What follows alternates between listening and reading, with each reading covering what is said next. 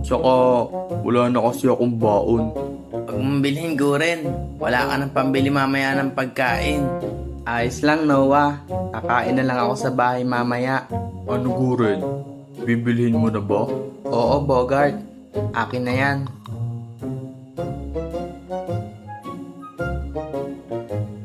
Ha? Bakit parang hindi naman tumalakas, Bogart? Oo nga, parang hindi na siya gumagalaw. Ibabalik ko na lang tong gagamba mo, Bogart. Hindi naman to gumagalaw eh. Malakas yun. Kung gusto mo, maglaban na lang tayo para mabawi mo yung 5 piso mo pag natalo mo ako. Eh, paano pag ako naman yung natalo? Eh di may pagkain na yung gagamba ko. Ha ha ha. Sige, maglaban tayo para ibalik mo yung pera ko. Umanda ka na, Guren.